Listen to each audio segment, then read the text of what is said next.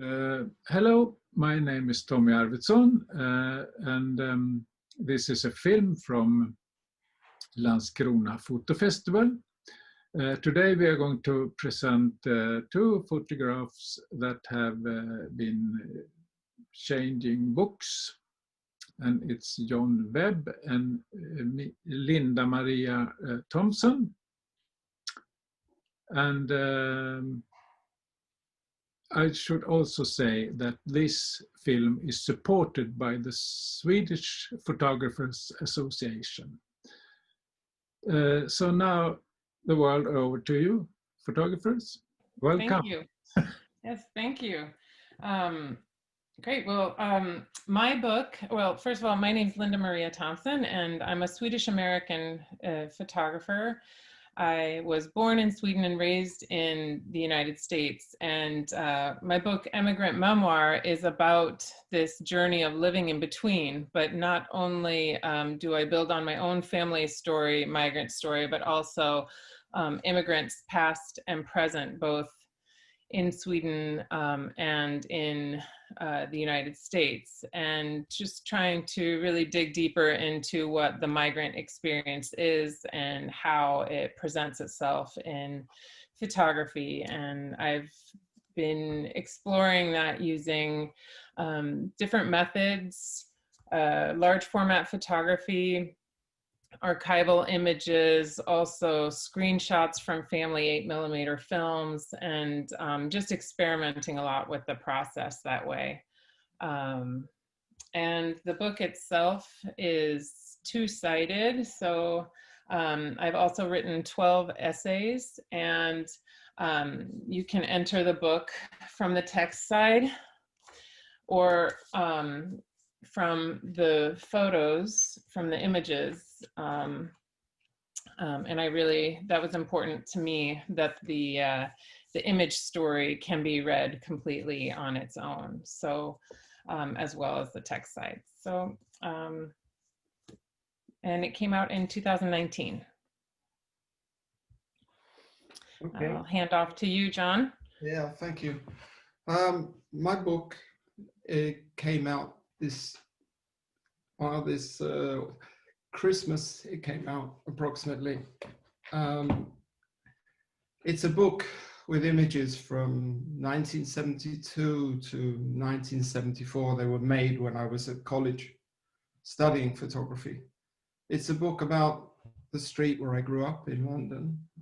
I came to live in Sweden in 1974.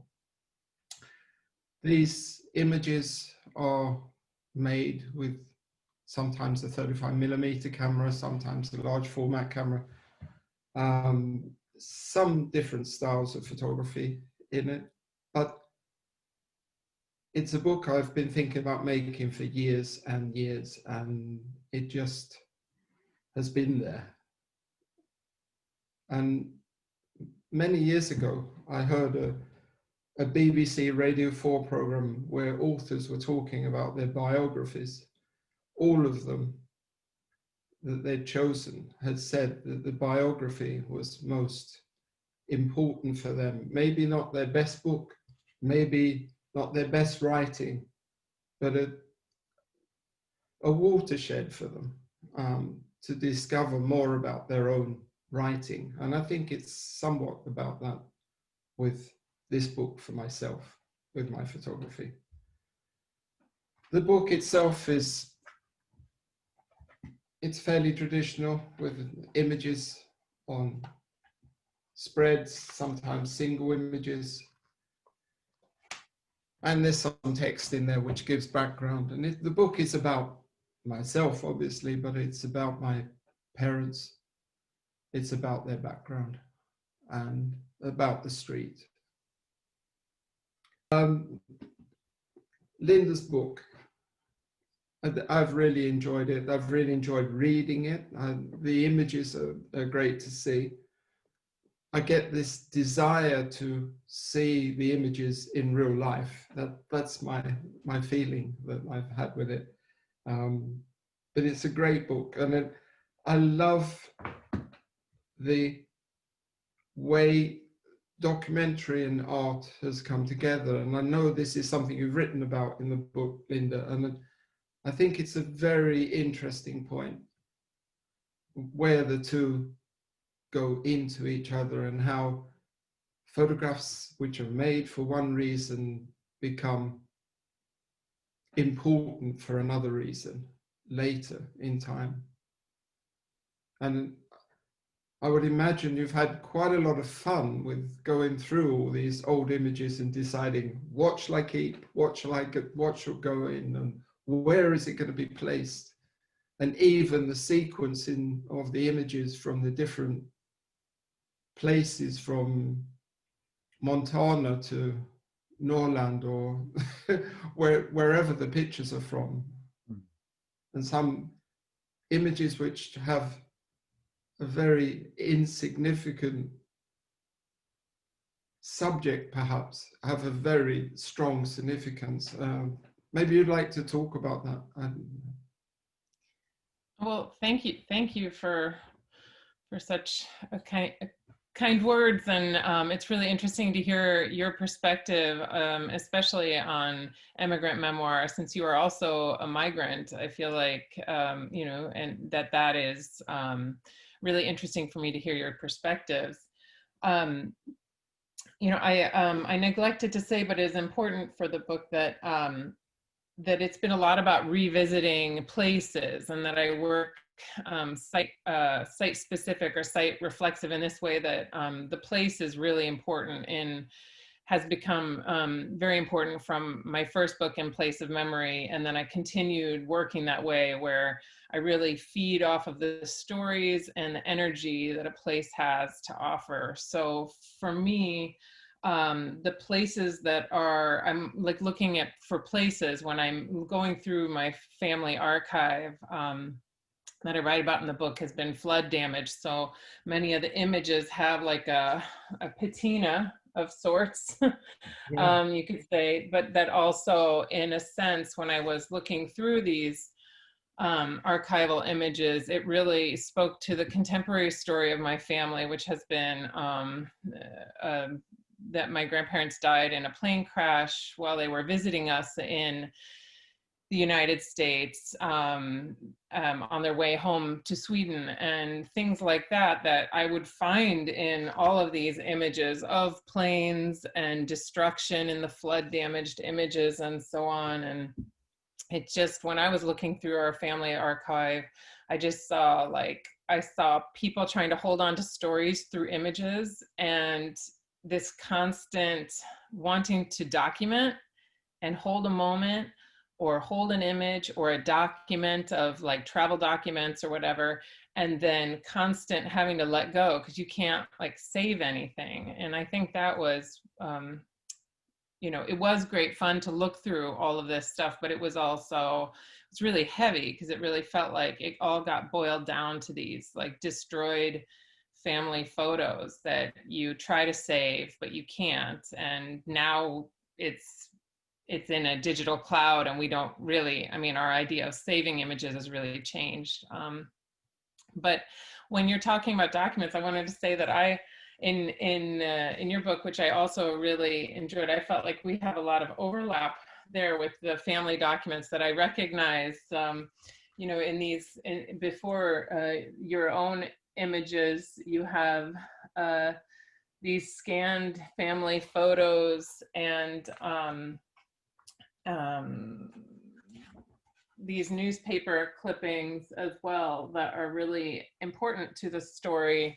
But also I think it's important to the story because that you photograph this or scan this in this image, that you can see the tattered edges, that this becomes an image, that something that was like a document that was important to save for your family's story becomes an image on its own, where the edges of the paper become part of the storytelling. I really felt a kinship with that.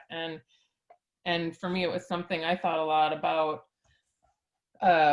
when making the book, that I really tried to picture myself opening a box of photos in an attic Yeah. Even though I look through them in a basement and in other places, but I try to picture that feeling of like you find a box and you're lifting up one, and sometimes you can see through the papers to see images below, and just that experience. And I also got that sort of experience looking at your book of this, like I'm opening something that's very personal, but also because there's so many people that have the box of image in their attic, it's also really universal.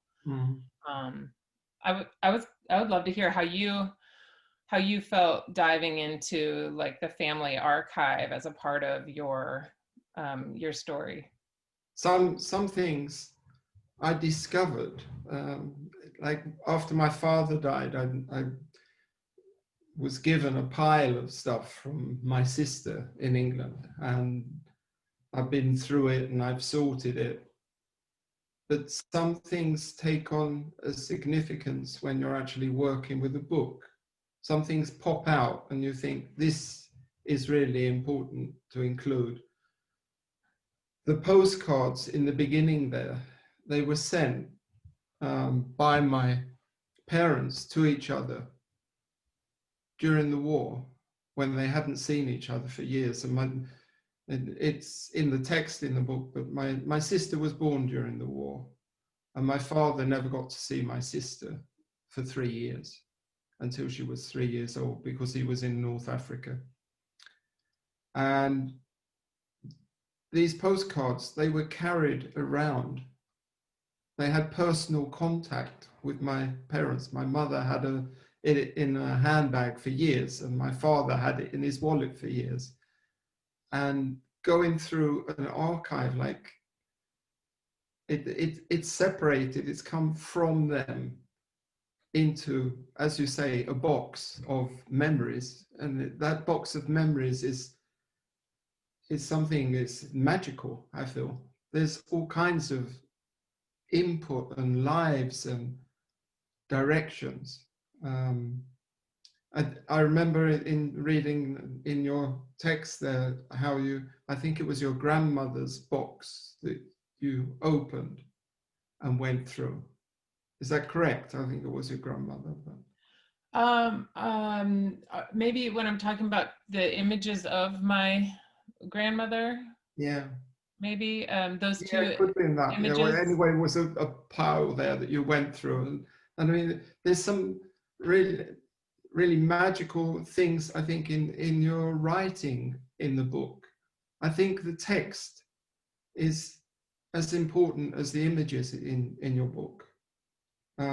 There's a fantastic description of when you visit the battlefield at Little Bighorn. And there's such a lot of politics in all of this, of the Native Americans who've been denied, and also the way you describe 2 Swedes who managed to survive, who were there as battle fodder, really. They were going to be just shot to pieces, put on the front line, but they managed to sneak through the grass, perhaps, and survived. And it's wonderful. I mean, it's such a picture. And when you describe it, coming there, how you drive through this countryside in order to reach this place, it made me think also of a personal journey in the States, you know, and how so much is fenced off, and how in Sweden it's open. Yeah, that was to digress a bit, but your writing, I think, is really good. It really is important, and it's unusual. I feel with photography books to have that feeling of image and text being equally important. Often it's, you know, a weight towards one side or the other. Well, the image you're talking about is where I revisited the Little Bighorn battlefield that has been called Custer's Last Stand, and it was important for me to go there because when we talk about migration contemporarily, it's often like a xenophobic thing, or it's discussed as like overly romanticized Swedish Americans going to, you know, open country where people actually lived and colonizing it, and that was pretty brutal and filled with war and violence towards the Native Americans. And I felt like it was important to look through the roster and see that like 40%, or now I should check that again, but there's a large percentage that were foreign born that fought in the US Army against Native Americans. And 2 of them were Swedes. And so I really felt like I wondered what were they doing there, and what compelled them to be a part of that. And then and also, you know, to go and make a self-portrait that I made there. I stood in Västerbotten's in the regional folk costume, to really, in atonement, in a sense, trying to atone for this, the sins of our forefathers, or what you want to call it. But it really became like a meditation. It was made with a large format camera, and it as you know, it becomes sort of like this long process when you're setting up the camera. And then it was a paper negative, so the exposure was quite long. And when I was thinking about, when I was looking in your book, that I think that the last image that you have is made with a large format camera, yes? In the garden? Father, the picture of my father. The picture of your father, yes. But is this one as well? Oh yes, large format. Yeah, sure. Yeah. And what I really was thinking about, to connect again, this overlap that I see in our books, is like, this is just a beautiful image, I just want to say, and it's so haunting. But this revisiting, like, so I'm revisiting a place that I never was during the Battle of Little Bighorn, but it still reverberates with this energy. And you're revisiting your home and this garden that has now changed so much. And you talk in here, in this, speaking of the text, how important it is. When I read your afterword, I was truly haunted with just this, what happens when you set up the large format camera and you go into this upside down world underneath the cloth, and all of your childhood memories can come flooding back. And I was wondering if, since you use different cameras and different techniques in this as well, like if you feel, because I feel like the large format photography becomes a meditation because it is so, it takes so much time. I was wondering I wanted to hear your reflections about that, because I also sensed a kinship there with your description of working.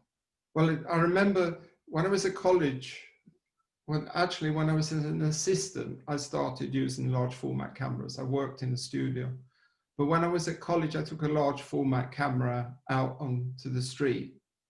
And you got to remember, this is the 70s, and like out on the street with a large format camera, it wasn't that usual. People would laugh when they saw you. But the first time I put a dark cloth over my head and looked on the ground glass screen at people walking upside down, I laughed my head off. I couldn't take a picture. You see people walking, it looks like they're going to fall off the earth. You know, it's such a lovely sort of experience. And it was just like watching an old movie somehow. It was very strange. And then I think working with a large format where the image is upside down, it does something with image composition and how you put things together generally. So that did something, I think, in the beginning. But it, as you say, it is a meditation, and I've tried to reach that in my later photography by using a tripod, by taking time and time is something I think is really important, is this thinking around making an image, not just taking an image, but making an image of being in the place. We're talking about place quite a lot here, but I think that's really, really important. And I marked a few of your images here, and this one you took up yourself. And I think it's, you know, it's really funny. This is like a balloon in the air here with an aircraft. You start putting the images together and seeing the connection between the two of them. And I mean, an image which has been damaged by floodwater. I mean, and I'm not sure if that image was damaged by floodwater, but images that were damaged by floodwater. And that gives also another perspective. I mean, the timeline is of place, it's of people, but it's of the environment as well. You mention the environment quite often, I think, in the book. And this with the flooding, it's something that's happened in your parents' lifetime, you know, sort of, and it's happening more and more. But I think place is central, even with migration and emigration. And I mean, I have a son who lives in Florida. I have a cousin who lives in Melbourne, and it's like a sister who lives in England, and you must have relatives in many places as well. Well, yes, and in between, well, I have Sweden here in Sweden and in the United States still.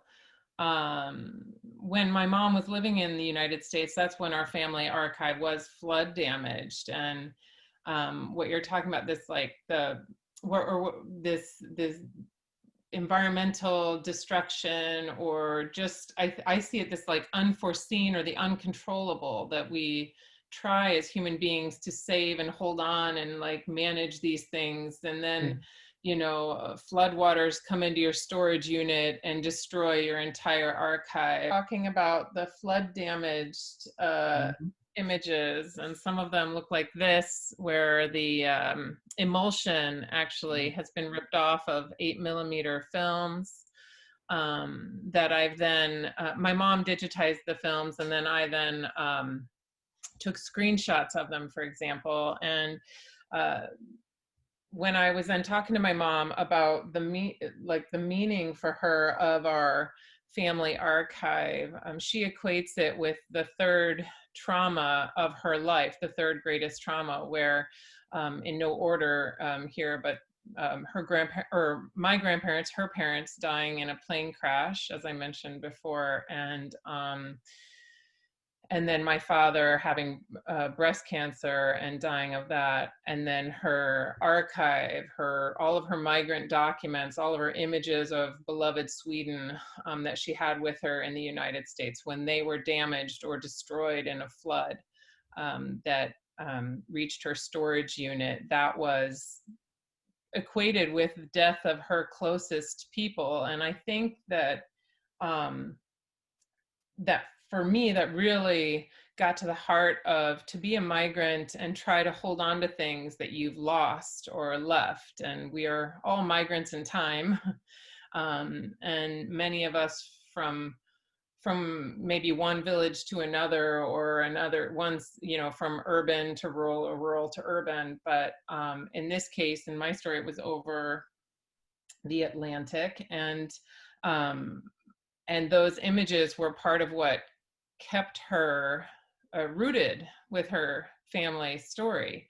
And I was thinking about that as like a great expression of loss. And when I was looking at your book, John, I also, I see a lot of loss in your story. And it's so heartbreaking when you read that you know, this was the home that they made after the war, and it meant so much to your parents, and then for it to later on, and not so much later, be deemed unfit for people, as the newspaper article says, and then demolished, set for to be demolished. And it's that sense of loss that I wonder, because I see it. And so now I'm going to lift, I don't know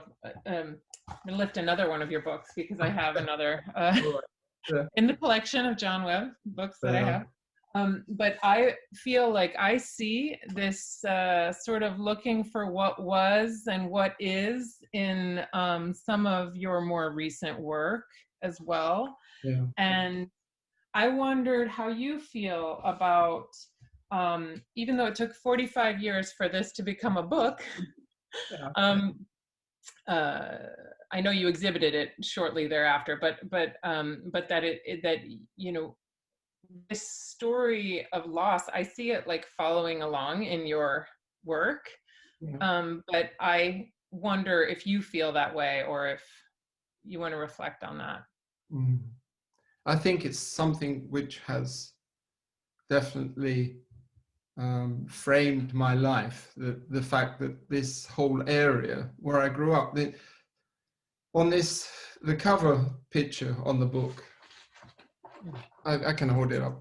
The cover picture on the book is myself, you know, I mean, with long hair, hippie-like.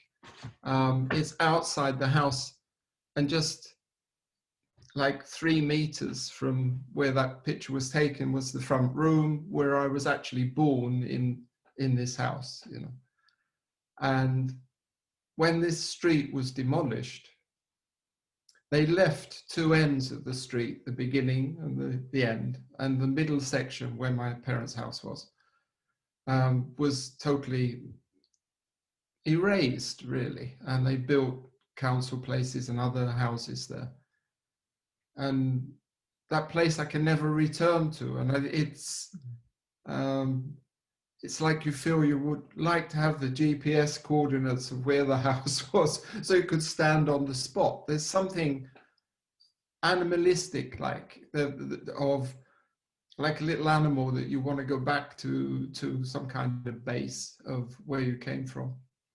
And that is definitely something you leave behind continually. And as you say, time changes everything. And I'm working on a book about Singapore at the moment. And in Singapore, they have almost as a national policy of change. Everything changes. So what has been a cemetery can be suddenly changed into an airport or housing, or where people have been buried for many years. So all the graves are just dug up. I mean, and change is constant, and photography is change anyway. As soon as you've taken a picture, it's there, stamped in time, and it's not the same in 2 seconds afterwards even. So it definitely, yes, I think my background has given me some kind of loss, definitely. Then it's there, of searching, of looking for a new place, but always coming back to the old one at the same time. You know. Have you thought about going back? Did you think about in this work about revisiting it? I have been back many times. I've been back and I've photographed, and I've been back and I photographed, and I've sometimes found images that work out okay. Sometimes there's images that are all right, but it doesn't have the same, again, this word magic, it doesn't have the same glow about it as when I was there. And when I was living there, I was part of the community. There was no suspicion when you took photographs. I could stop people on the street. They knew who I was. The people were very familiar to me. Even if I didn't know their names, I would say hello to them. And you had a reference point in the street, so nobody suspected you of manipulating them to take photographs. And I gave them prints and so on. So that was something about going back wouldn't be the same. I would be an outsider coming in, and the whole area has now been gentrified beyond belief. As like sports centers and coffee shops, and the local corner shop has been turned into something else, and it's gone up market totally. It used to be a working class area, and now it's upper middle class, and it costs well, it costs a lot to live there. Well, I noticed can I? Yeah. Okay. I'm sorry. Because I wanted to say that one of the things that I love and I'm going to try to find it. I don't know who said it either. So, but about trying to. This is your parents, right? Yeah, that's my parents. Yeah. Yes. And about this idea that we should strive to photograph people as if they were our family. And I feel like in documentary, in a sense of, not making people the other, you really are successful in these images, as you're just saying. Pride I have of people shows in the image, and knowing in some of the images how degraded the area is looking, but you really feel like here as well, there's a respect and a meeting eye to eye, and this consensual action of photography where you're in this moment together really comes through in the portraits that are in the book. And there is also, I noticed a lot more portraits and people images in this than in the work that I was previously more familiar with. And I guess I was just really curious about if it was important for you to have that relationship to be able to photograph people, or are you planning on working more with photographing portraits and so on in the future? I'm not planning on portraits at the moment, but it's nothing you can say. There's still some life out there. So I don't know where it's going really in that respect. But I see people in the landscape and in the urban landscape and in the countryside even though they are not present in the form of a body. All people are everywhere, and it's part of the landscape, I feel, both urban and so it's very obvious in your book as well, in these places that you've decided to set up your camera and make a picture, that people have been there. This is about people. And there's some, I can't think of the quote right now, but Robert Adams writes some very nice words about places of the first urban, first pioneers, and the photographs they made in the States, and how they would place themselves into the landscape, and they would be there as a tiny part of the landscape, but they would be there. I feel that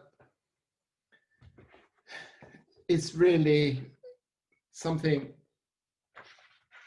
in just a simple image like this one.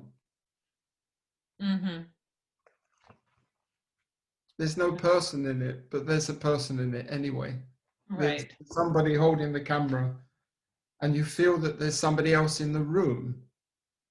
I don't know whether it's in thought or it's in presence or not, but it's obviously there's a photographer there, but there's also somebody else there. So this room has a definite significance of interaction with humans. There are other images as well. This image I really like. It's like a tumbleweed sort of thing in a barbed wire fence. Yeah.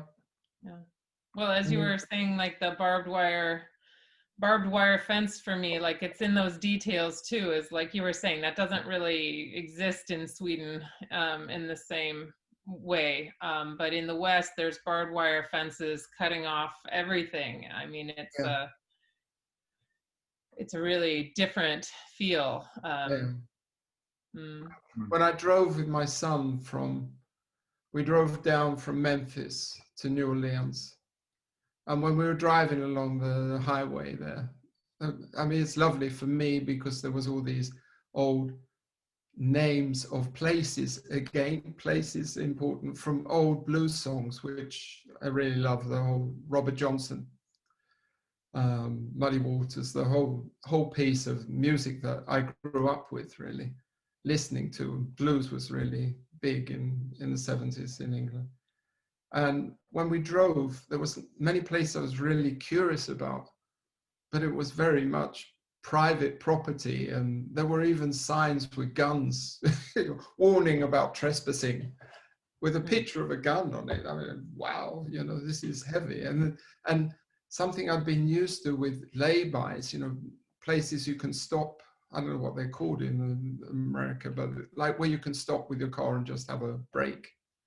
Some places there weren't any, you know, and we just kept going until we got to a gas station and had a break there, of course. But here again, this with a barbed wire. Yes, that's the Butte mining, Butte, the Berkeley Pit in Butte, which is one of the largest Superfund sites in the lower 48 states. That's also a trace, like you were saying, like after the great migration across what became the United States, then there's traces like that of environmental degradation that is also part of the story.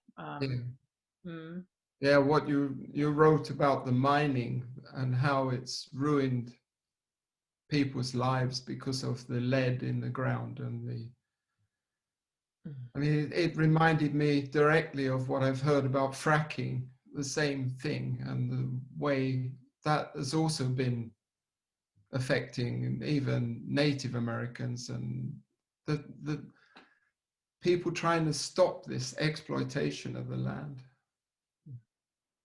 It's heavy stuff, all of it. I really feel, you know, it's important, but really it's there constantly in our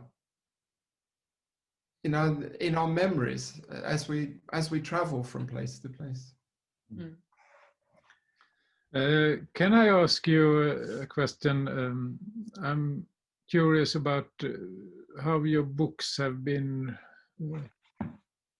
met in how, what does the audience to your books say to you? Do you understand what I say? Yeah, I think so, Tommy. Yes. What have the reaction been? Linda, maybe you want to start off with. Okay, sure. So Emigrant Memoir came out in April of 2019, along with a traveling exhibition that was shown then also here in Sweden and then in Montana as well, which was intentional that it would have this duality as well. And it was really interesting to hear how then at the exhibitions, I guess more people are reacting to the images that are on the walls and in the space. And what was interesting is sort of this reflections that are a little bit different, what catches people's attention maybe in the United States versus Sweden. So so that was interesting, how the different perspectives. And then also the book was printed in 125 copies. So I wouldn't say that, you know, it's all over the place in that way. It's a pretty small run of books. So, but I really wanted it to feel special, to have it like you're owning a piece of, like, an exhibition that you can take with you in the book. And then also just financial constraints of printing photo books. It's they're expensive to make, as I'm sure everyone knows. So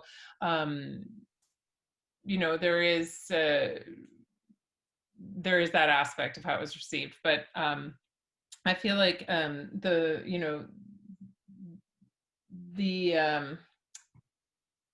almost, you know, I've considered, this is a difficult part for me with distribution, is like I've considered like what this could be as like a digital book, because my overarching goal is, I always want to tell the story and get it out to people. And that is one of the things that I found somewhat limiting, you know, with photo books, that they're expensive to make. So you end up having to sell them for more than you want to get them out into people's hands. So no, I digressed into photo book business, but short answer to the question, it was well received, and a lot of people related to the stories of migration and wanted to tell me their family's story of migration, whether it be from Syria to Sweden, or from Sweden to Montana, or wherever. It was a conversation starter for that. Mm-hmm. I'm interested to hear that, because I saw they were signed, the copies, and I'm really happy to have a copy. I printed my book in only 100 copies as well. Again, financial reasons, but distribution problems. How do you get your book out there? That's the usual question everybody has been asking. I had an exhibition planned, and it was a lovely idea. I had an exhibition planned in London, in my old, what was then, when I lived there, the library. But it's turned into a theatre now. And then along came COVID, and they've been shut down. And the exhibition should have opened the end of this month. And it was, for me, a homecoming with these images, to re-show them in the building, you know, so many years later, in the same building where they were exhibited for the very first time, and my very first exhibition. So it was going to be a loop. So I'm hoping that is going to actually happen, but I don't know.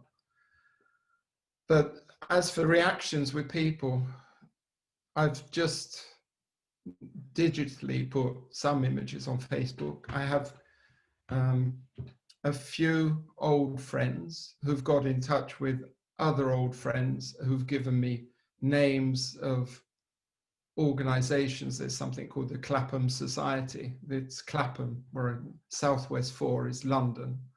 Clapham, London, Southwest 4. The Clapham Society, I sent them a copy of the book. They were overjoyed. They put me in contact with the Lambeth Archives in London. They wanted to put the pictures in. They were a bit worried about how people on the pictures might actually react to being in an archive, but that's something that's going to happen in the future. But I think this, with the digital alternative, it is an alternative, but it's not the same. There's something physical in the book that you can hand over to somebody. So these meetings of, like, photo book festivals, exhibitions, book releases, where you actually give a book to somebody in their hand, rather than even mailing it, I think is a wonderful thing. and you know that the person really wants the book. So, yeah. Yeah. Well, a lot of interesting questions and answers.